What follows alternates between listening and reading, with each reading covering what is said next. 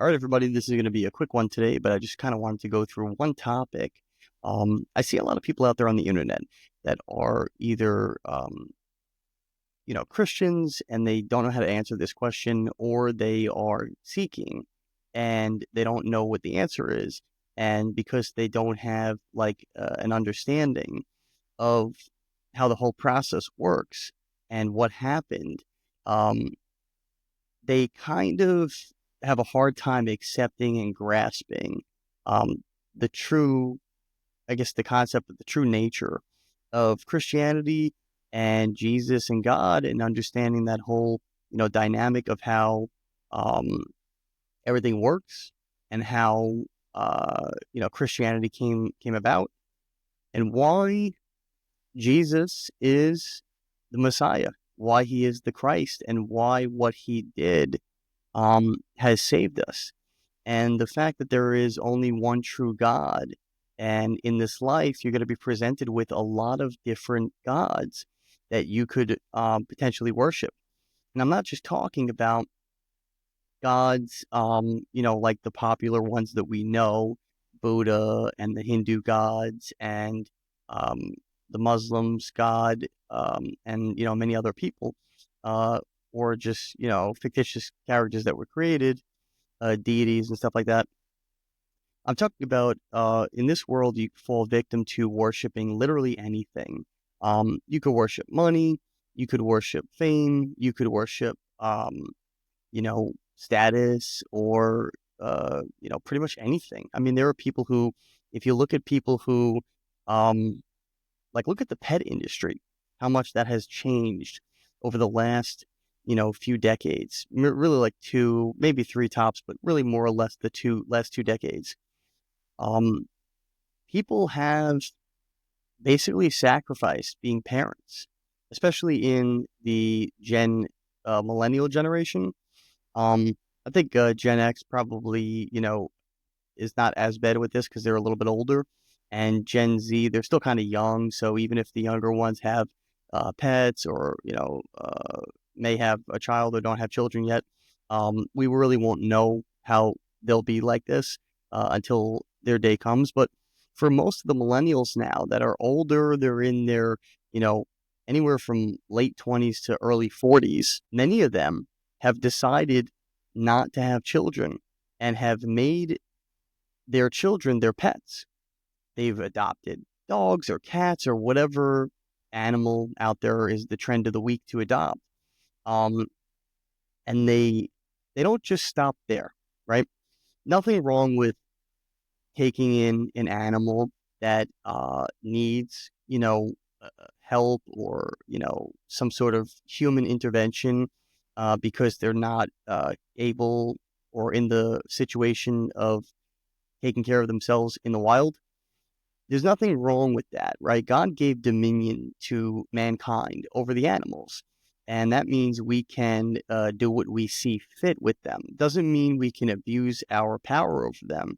It means that we can do what we see fit, meaning we can hunt them for food, we can use them for clothing, shelter, or we can nurture them, take care of them, and then set them back out in the wild. God gave us dominion over the animals. By default, we have dominion over all of them. Um, but the generations today, they take it further than just helping an animal. Like, a lot of people brag about how they take in a sheltered animal. And like I said, there's nothing wrong with that. If there's an animal that's in a shelter that could either get a home or be euthanized, um, it's definitely better for them to be in a home. Unfortunately, the shelter industry is, a lot like any other business. They're just trying to make a buck, and there's a lot of controversy there. But regardless, there's nothing wrong with coming to the aid and supporting something that is in need of help. But we take it to a whole new level.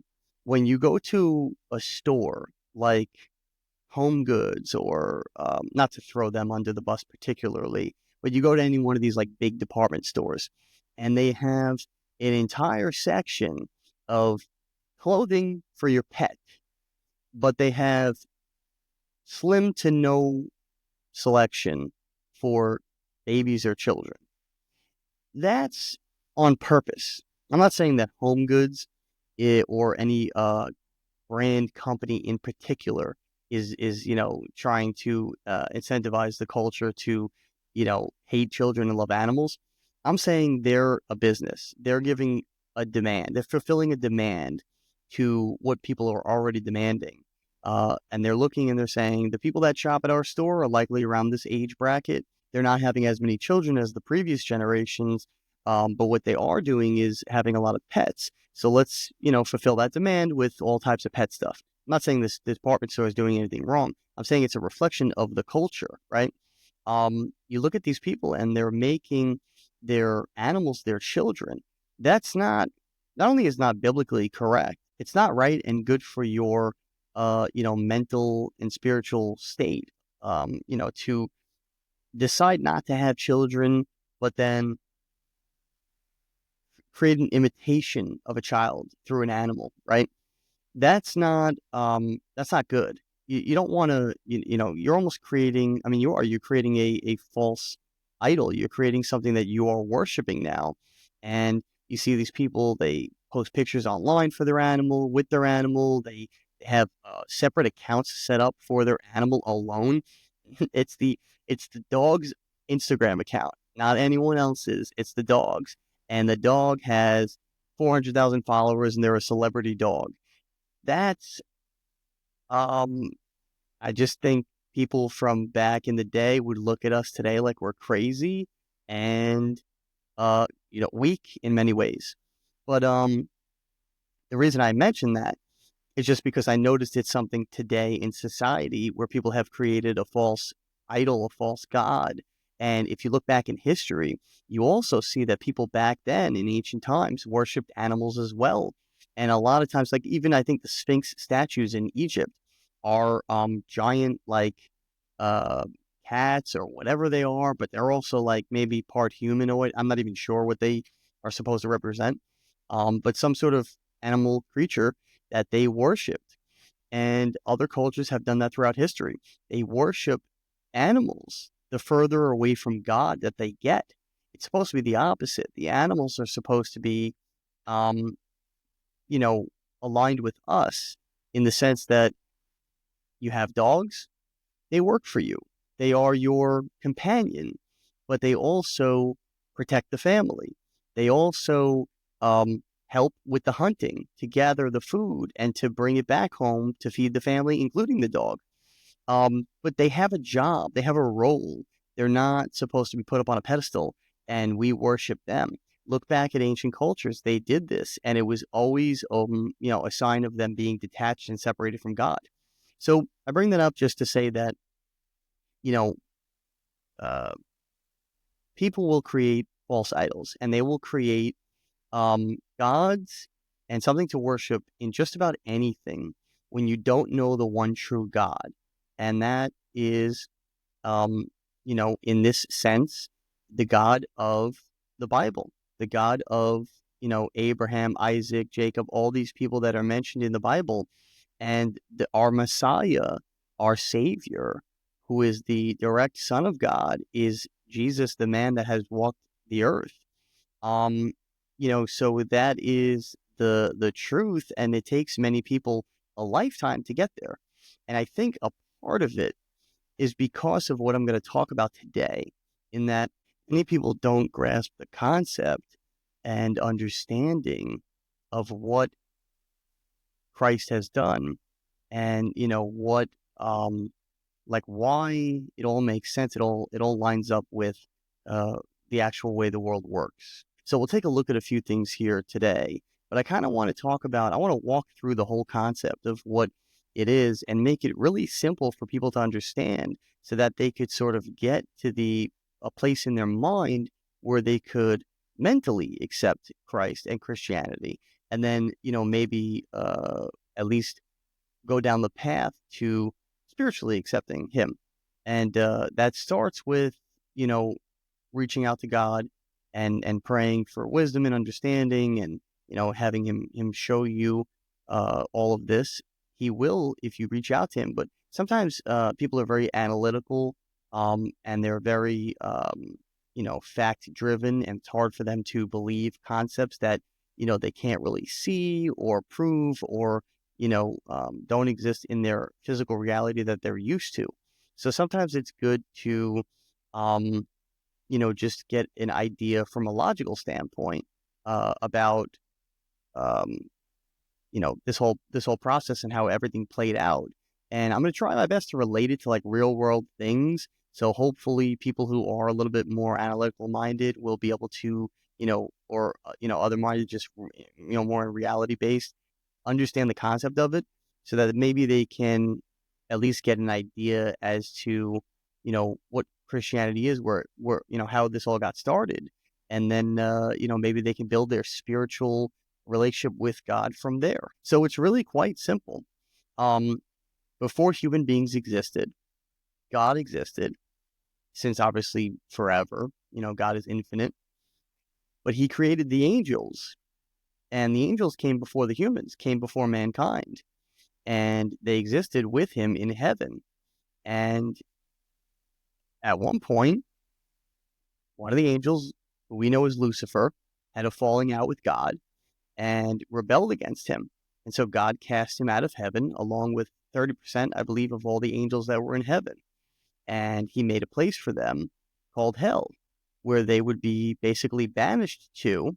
And it's funny because this is where the real world relatability comes in. That's kind of the concept of Thor. If you look at the movie, right? You have the god that was a ruler in a high place in a realm or another planet or whatever it was. And he was all powerful, and he had a falling out with one of his own sons. So he cast him out. He banished him from their kingdom. And he lost all his power, and he was forced to walk amongst the, you know, mankind, powerless. So it's funny how, young people today will watch the Marvel movies, and they will be all into, Thor and, this character and that character. And you're not realizing, first of all, a lot of that dates back to like Greek mythology and other things like that, but they got it from, um, you know, biblical things. They got it from, the old manuscripts of the Old Testament. That's where a lot of that stuff comes from. So it's the same story told over and over again, except it's very modern today, with movies and stuff like that. And the young people will watch that, and it doesn't even cross their mind that it's basically the same concept as what happened in heaven between God and the devil and his, angels that decided to take his side. Um, so he, cast him out, created hell for him and all that stuff, right? Then God created, um, mankind, right? He created, now you can look in Genesis and see that he created everything within the 7 days or the 6 days, and then he rested the seventh day. But we don't really know how much time was between, right? Because in the Bible it says something like a day is 1,000 days in heaven, and a year is 1,000 years or something like that. There's some sort of translation that describes the time differences as, 1,000 apart per our life here on earth versus in heaven. So within those 7 days, those 6 days, and then the 1 day of rest could have been 6 to 7,000 years. We really don't know if if the Bible in Genesis is reading it as mankind's time frame or heaven's time frame. We really don't know. And I don't know if historians have ever really cracked that code yet, but to my knowledge, they haven't. So when, God created the heavens, um, along with that, he created the angels. We don't know if he created them before or after, but it probably happened, along with the heavens, because there needed to be a place for the angels to go and to be with him. And so that could have been 1,000-year time frame before day two, right? And then by the time mankind came around, thousands more. So we really don't know how long that relationship was, where the angels were in heaven with God before they were, at least the ones that went with Lucifer were cast out. So God created a place for mankind to live and to exist. And he created the Garden of Eden. He created this place that was perfect. It had everything they needed. They didn't have to do any work, no farming, no, hunting, no anything to provide for themselves. God provided it all for them with the one uh, stipulation that they could not eat the fruit of the tree of knowledge, the knowledge of good and evil, right? Known as the forbidden fruit. And, they were, Adam was told he cannot do this. And he went on, living his life and whatever. God created Eve, and the two of them had free reign to the garden. The devil could not touch them, couldn't have any impact on them. And at that time, to our understanding, God had a direct relationship with them, a direct communication with them. As far as we know, he spoke audibly to them because there was no separation between him and them. So he was able to speak audibly to them. What the devil could do is he could walk amongst them and try and tempt them into doing one thing, eating from the fruit, because that was the access. It gave them the ability to actually connect with him on a different level, where he could now not only have the ability to get in their minds through their thoughts, but he would also have dominion over them. And that's exactly what happened. He was able to trick Eve into eating from the fruit, and she did, and she fell. What that means is she had a disconnection between her and God. She fell from God. She was no longer directly connected to him. Adam fell for the same thing. He ate from the fruit, and he ended up going through the same situation. So once that happened, it disconnected them from God. But mankind is a creation, so it cannot be disconnected. It has to be connected to a creator, to someone, to something, right? So God decided, since they would no longer be connected to him because they had fallen and they were now unholy, they would be held to the standards of the devil. They would be, he would rule over them. He would take dominion over them now, and they belong to him. And so going forward, mankind was subject to Satan. And the only way they could be, have a relationship with God is they had to make sacrifices to him in order to, earn that right, basically. And through those sacrifices came grace. God would have grace over them, and lead them in another way to do whatever it is he wanted them to do, carry out his will, or whatever it was that they were praying for at that time. That was the way that they would receive grace from God, is to do a sacrifice. But the problem was they would have to do a continuous sacrifice. Every time they would have to sacrifice something in order to earn something from God. And it was like a never-ending, situation that they were in. What the fall also did was it opened them up to sin. Sin now existed on the earth, and sin was the gateway to death. It even says in the Bible, sin leads to death.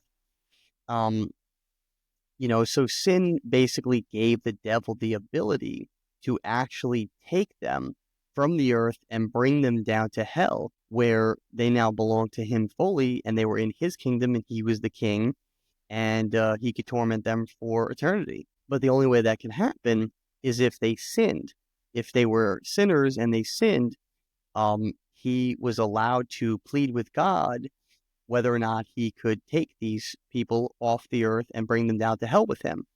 And so sometimes he would do that. Like you could even see in the book of Job, the devil tried to tempt Job into cursing God and blaspheming him so that he would sin. And in that, he could then plead with God to take him from the earth through death. And God would never give him that because Job never did it. He never gave into it. But he did let him take everything else from Job as a test to see if he would stay faithful. And he did.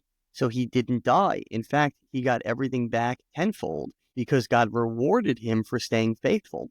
So the devil would plead with God to be able to take people uh, who sin to death and bring them down to hell. But the rule was, if you don't sin, you will not receive death.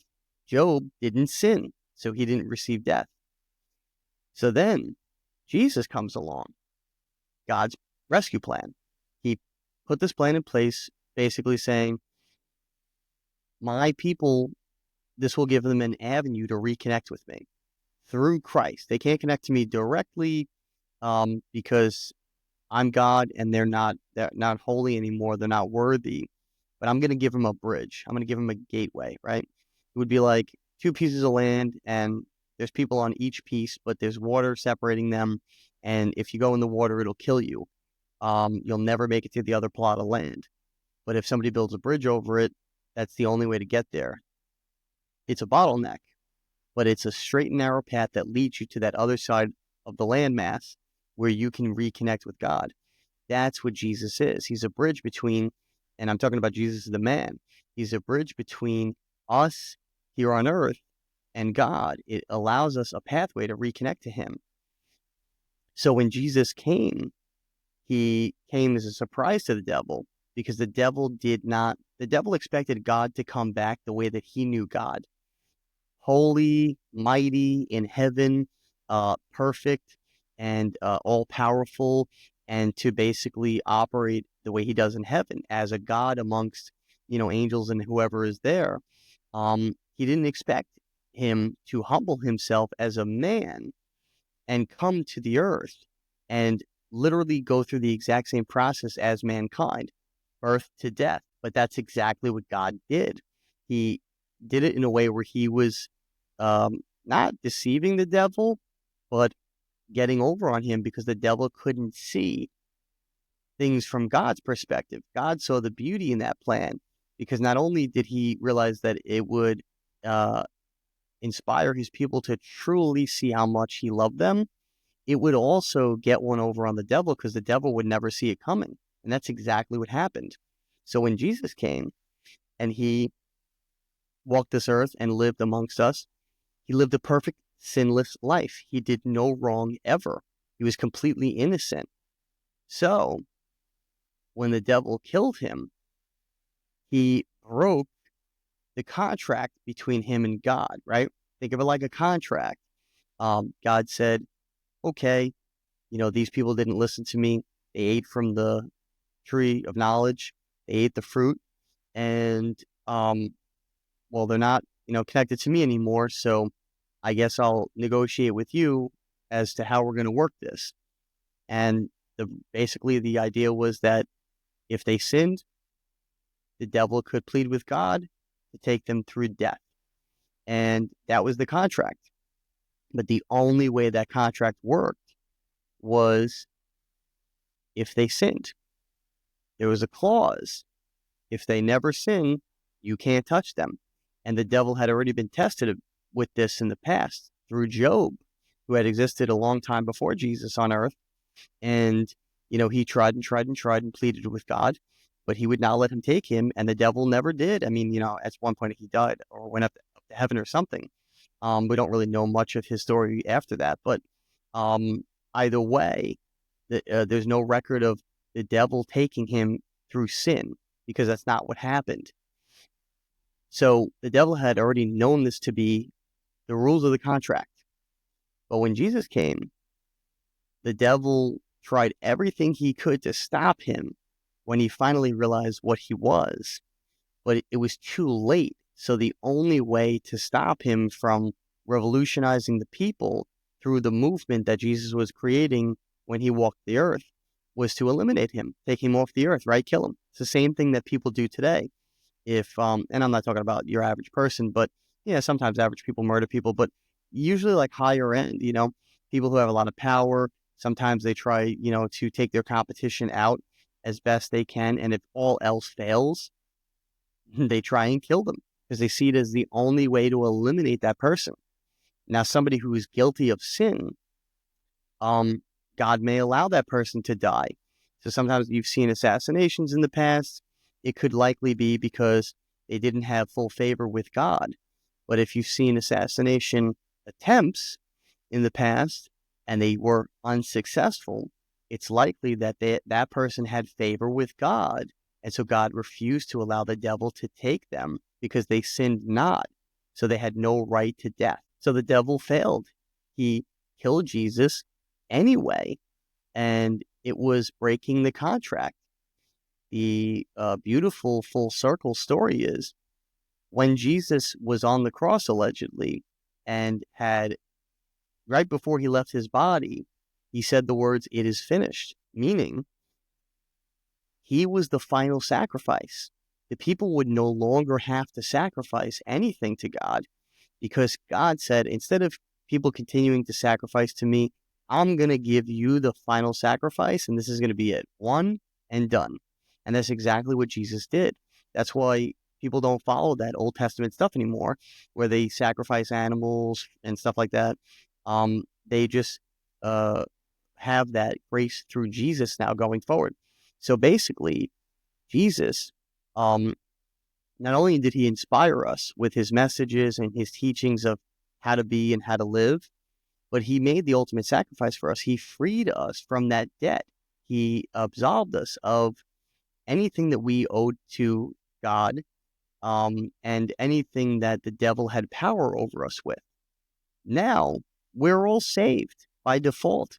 The only thing you have to do is acknowledge what Jesus did by accepting him as your Lord and Savior. You're saying, you broke the contract for me. You freed me from that contract. You saved me. You bought the contract out. You bought me with that price.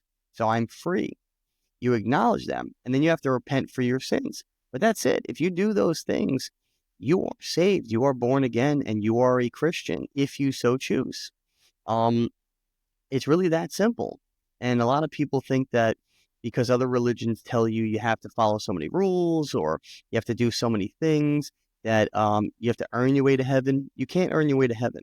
You can't earn your way to salvation. There's only one way, and that is through accepting and acknowledging what Christ has done for us, accepting him as the Messiah, and repenting for the sins that you did commit so that you could be set free, or rather absolved of those sins in that moment.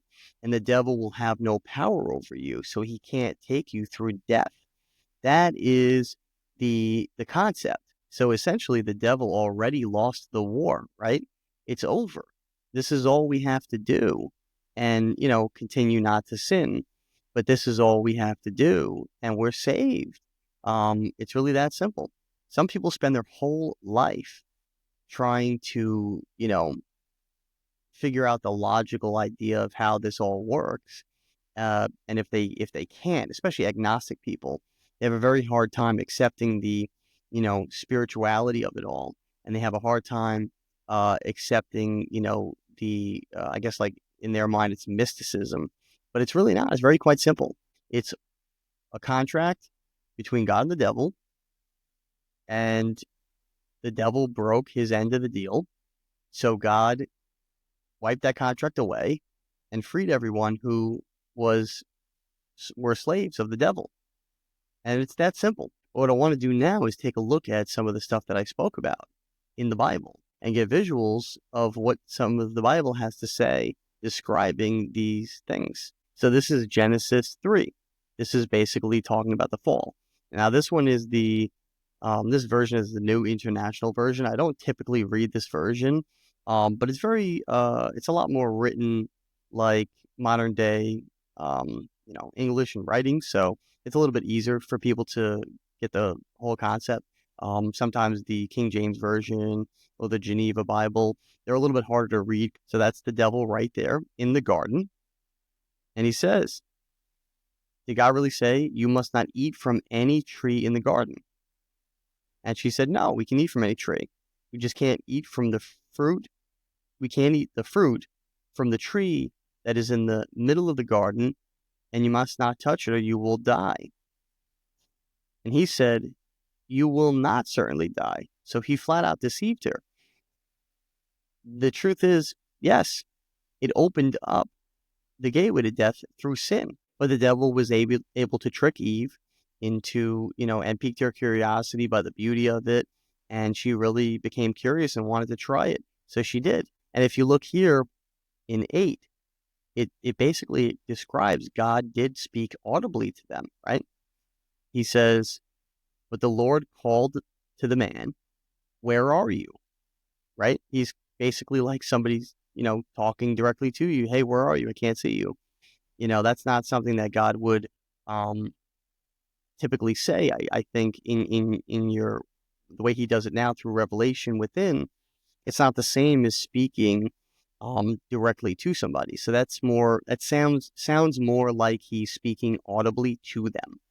And he answered, I heard you in the garden, and I was afraid because I was naked, so I hid. So he answered directly back to God. So it does seem like at that time, mankind was able to communicate directly, verbally, to God. And that was because they were connected to him, and they had a direct connection to him. They didn't need anybody in between. And see, if you notice here, from 14 down, first he cursed Satan because he did this. So he cursed him first for causing this. But then he also cursed the woman and the man, Adam and Eve, and punishing them and opened them up to this new way of being where they would have to take care of themselves. No longer would everything just be given to them and provided to them from God. They would have to work for it. And it even says here, God explained to Adam, you will have to work for everything you eat going forward. Well, that's what happened to mankind, and that's where we lost that grace from God and had to start taking care of ourselves. That's why everybody had to work. And then if you look here in the book of Job, you will see that it says right there in the beginning, lived a man whose name was Job, and he was blameless and upright. He feared God and shunned evil. So he was basically um, sinless. He didn't sin. He did everything, the right way. And it even says somewhere in here, I'd have to find the exact location, but it does say that God called him perfect, saying that he had no flaws, basically, in the eyes of God. He was flawless. So, this is a man who the devil tried to tempt, but he was perfect. He sinned not, so the devil could not take him through death. So there's a lot of interesting stuff in the Bible, in both the Old Testament and the New Testament, that really, helps paint this whole picture. And it is quite an incredible story. If you ever have a chance to read the Bible, I highly recommend it. In fact, it's a great New Year's resolution with the end of the year coming up. I know a lot of people make New Year's resolutions. Most times they don't stick to it. Here's a very simple one for you. All you have to do is commit to reading one passage, one section in the Bible every day, right? It could be Genesis 1. On the first day, you read Genesis 1. On the next day, you read Genesis 2. And just one chapter, one section every single day. You will get through a significant amount of the Bible by the end of the year. So if you have any goals that you'd like to achieve, and you're looking for like a New Year's resolution, something that you can stick to for 2025, that takes really not that much effort on a daily basis from you, and it will better your life to really read the Bible and know the Word of God. A great thing to do is to just read one section every day of the Bible. It's such a great book. It's such a great, story when you look at the whole thing unfold from Genesis to Revelation. Yeah, there are some books that are a little bit more interesting than others, but really when you read everything, it will totally give you a different outlook on life. Um, and I kind of think it's something that everybody should do. There's this book out there that exists that is allegedly the Word of God. It was given to us and tells us the story of life and everything we need to know to exist on this earth. How could that not be a goal of everyone's, to at least read it once in their entire life, right? If you did, like I said, a chapter a day, one passage, one section, Genesis 1 or Genesis 2 or, Mark and Matthew, like whatever book you're reading, one chapter every day, you could get done with it in a year, if not a little over a year. But if you read a little extra on maybe Saturdays or Sundays, depending on what you practice, um, you could get through it in 1 year. And then you could literally have read the entire Bible in 1 year in your life. And you will have that with you to carry with you forever. So I highly recommend that as a goal for people to set for next year, for 2025. But I hope that made sense. I hope that I broke it down for everybody so that they understand why Jesus's death saved us, why it set us free, and hopefully it will inspire you to look a little bit further into this. And then eventually one day, maybe you will accept Jesus as your Lord and Savior and become a Christian, in the right way, not the worldly Christians, but in the right way. But yeah, that's it. I hope I was able to get that message across. Definitely put in the comments. Let me know what you thought of this information. Let me know if you agree, disagree with anything. Let me know if you want to add something that I maybe left out. Put it in the comments for everybody to see so that we can have a conversation about this. But that's it for this video. Don't forget to like, follow, subscribe, all that stuff. Keeps the channel growing, and I hope to put out a lot more content for you guys. But that's it for this video. Like I said, stay tuned for the next one. All right, everybody, I just want to take a moment to promote my children's book. This is Little Boy Full of Love. That's me on the back. And this is a little sneak peek on the inside. It's a great book. It's a children's book. I actually wrote this for my son.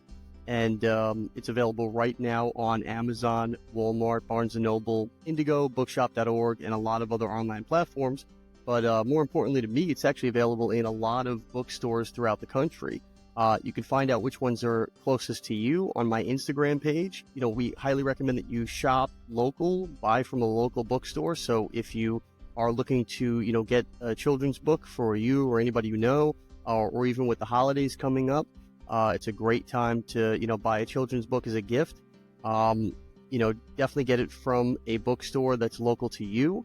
But if you absolutely can't get it from one of the bookstores that are currently carrying it right now, and we're in about 15 or 16 different states across the country, so it may actually be in your state, and it could even be local to you.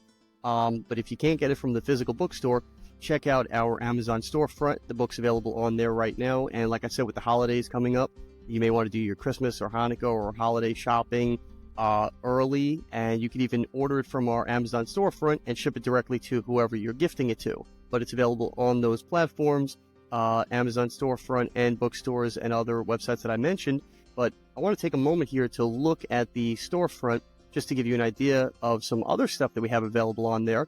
These are products that we highly recommend. They are things that we use in our daily lives, and it's all organized by category. So it's a lot easier to, shop for the holidays and specifically for things that interest you, particular categories. Available right now, many different items on our storefront. If you can see here, 61 items just in women's apparel, fall decor, because right now we're in fall, 26 items, kitchen items, baking specifically, things for around the house, children's toys, even stuff for parties. If you're trying to save money on a party and throwing your own, occasion, you can even buy some cool gadgets here to help you, put on a better party. Health and wellness items here, even stuff for Christmas. And there's the book right there. So you can get it from the storefront. You can get it from the bookstores, like I mentioned. But it's available on all these different platforms. It's really easy to find and gift to somebody. Also, I want to show you the apparel shop, and these are some clothing items that we actually produced. So if you're looking to get some cool apparel items, shirts, hoodies, long sleeve, short sleeve, leggings, even accessories, cell phone cases, women's makeup bags, fanny packs, coffee mugs, all different types of stuff, even some, art, all different categories here, apparel, homeware, accessories, drinks, even digital items. It's all on this store, healthybodygoodsoul.com. Anything that pertains to you or somebody that you're looking to get a gift for the holidays. A lot of great designs on here, a lot of cool designs that we actually custom created. stainless steel water bottles, especially now with the fall and winter. A lot of cool hoodies and long sleeve shirts. This is a really cool one, I think, for women. The original Be Your Soul apparel, that one's actually really popular. People tend to like that. This one's one of my favorites. The Free shirt. It's the American flag and it says free and that says not property of the United States government. That one's pretty cool.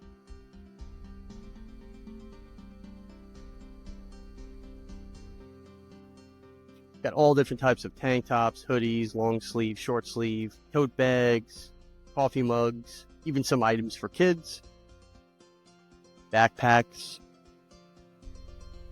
So if you're the type that likes to, plan ahead, I would definitely recommend ordering from the Amazon storefront or the apparel shop within the next couple of weeks to get everything in time for the holidays. Use code SAVE15 on the apparel shop to save 15% off everything on the storefront.